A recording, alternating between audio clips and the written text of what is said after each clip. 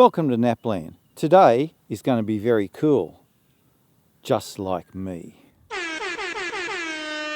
So what are we doing today? We're actually going to be looking at persuasive writing. Now in NAPLAN there are two types of writing. There are narrative and persuasive. Today, of course, we're going to be looking at persuasive. And hang on, I need you and you up there over the back to pay particular attention. Because if you don't, and you don't know how to write a persuasive text, your head's going to go like this.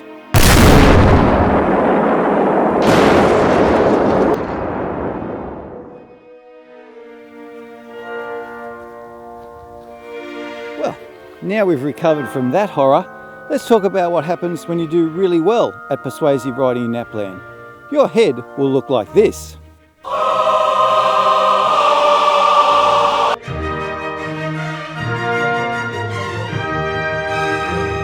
As you know, the NAPLAN test consists of 3 sections.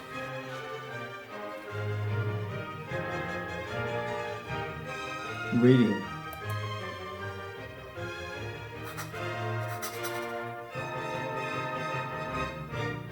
Writing.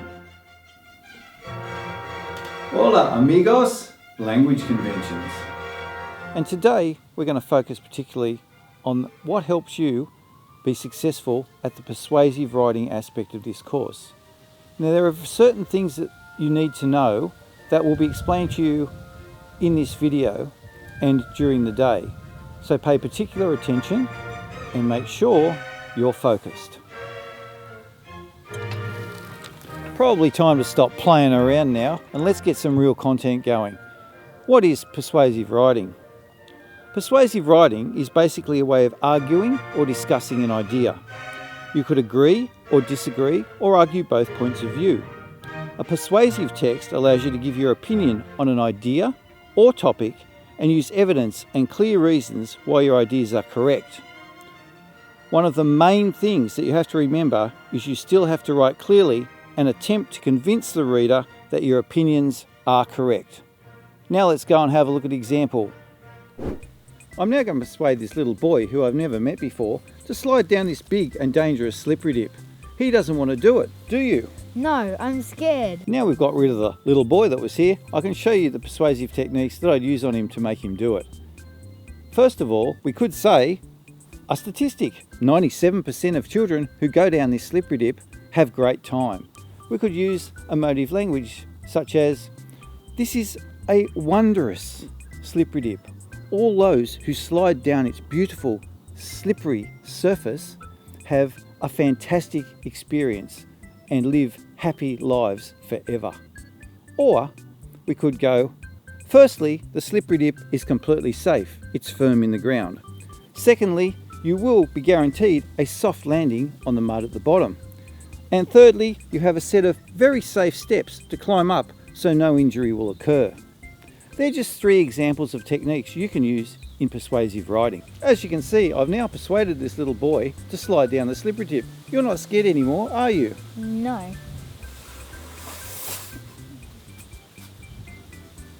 See? Persuasion works.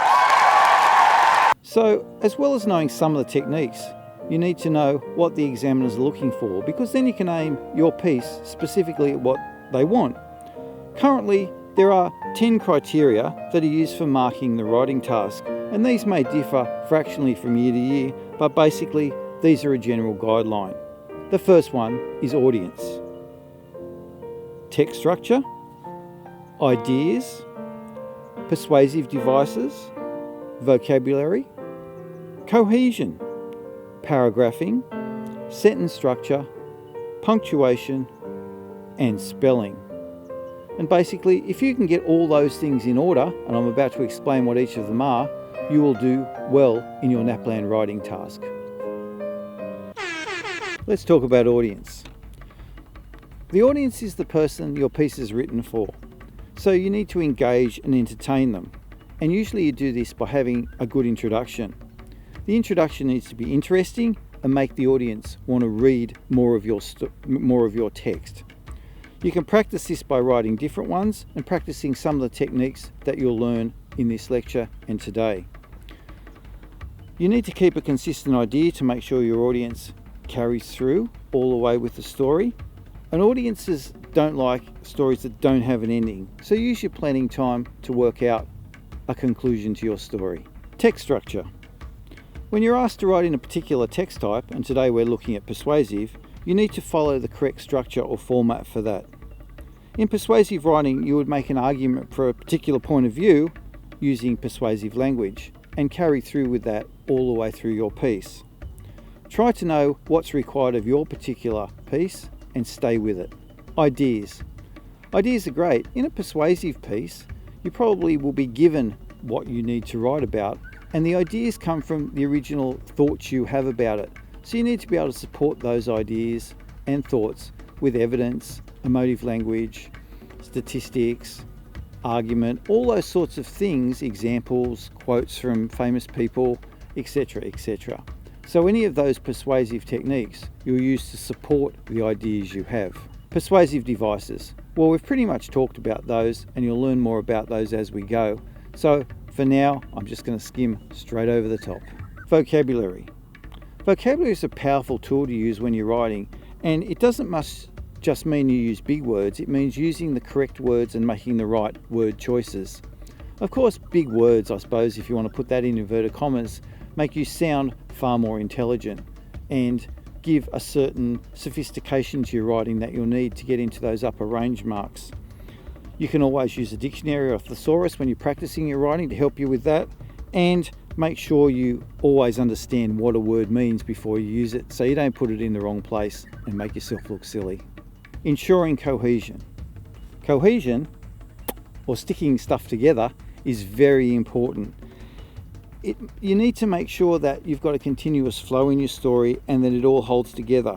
Remember, the topic or idea given in the stimulus must be carried through, and make sure that your arguments are consistent and you don't constantly repeat yourself. You can repeat your idea and reinforce your idea, but don't back it up with the same evidence time and time again.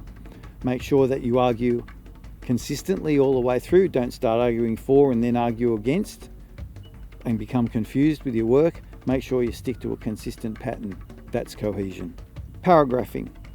One of the important marking criteria is that you write in paragraphs. So if you look down at your page and it's a block of writing like this, it should be blocks of writing like that. Okay? Make sure you write in paragraphs. Make sure you start a new line for each paragraph, or even if you want to leave a line between paragraphs so it's very clear for the marker to see. If you get to the bottom of the page and realise you haven't put a paragraph in, you can always add a paragraph by putting a little bracket like that next to your work. Remember, paragraphing is important. Sentence structure. When you write your work, make sure you write in sentences. And I know that sounds a bit silly and a bit naive as a comment, but really you need to make sure your sentences are structured correctly. You start with a capital and you end with a full stop. When you learn to write, you'll use simple sentences to begin with, but you'll need to make sure that your work has some longer sentences, some compound sentences, and some more complex sentences. And those need to be used to get full marks. So remember, write in sentences, begin with a capital, end with a full stop, structure a couple of sentences within each paragraph. Punctuation. Punctuation is particularly important in that you need to ensure that your piece is punctuated correctly, and you need to show that you have a wide range of punctuation abilities, I suppose, if you want to term it that way. Punctuation, capital letters, full stops, use of commas, use of semicolons, hyphens, all those sorts of things could and should be exhibited in your writing piece. You need to know how to use those, where to use those, and where they come from. And our final thing is spelling. Spelling is very important, and you need to be able to spell simple words accurately, and you'll get more marks for spelling more complex words accurately. Spelling can be practiced, so if you're not strong in this area, practicing spelling can be very helpful. Sometimes word lists and spelling books are additionally helpful to you, and I'm sure you've done some spelling work. Don't be afraid of using new spelling words. You can always correct it when you go back at the end of your piece and edit. Well, that's the 10 things we needed to look at that examiners are looking for, and I hope I've given you a reasonable idea of what to expect. Now, in the persuasive techniques, we're going to look at how important it is to have an opinion. So the final point I'd like to make in this video today about NAPLAN and the persuasive writing is that it's not good to sit on the fence. You want to have an opinion. So, as I said, you need to be on one side of the fence and for the argument, or on the other side of the fence and against the argument. So, that's the best way to kick a goal in NAPLAN. Is he going to let flies him? He scored! Good ball! Scores for Rangers! And I didn't even have to persuade him to do that. We hope you've enjoyed today's little short video on NAPLAN and the persuasive writing techniques. I hope you've learnt something and I hope you'll enjoy the rest of the day. Thank you and goodbye.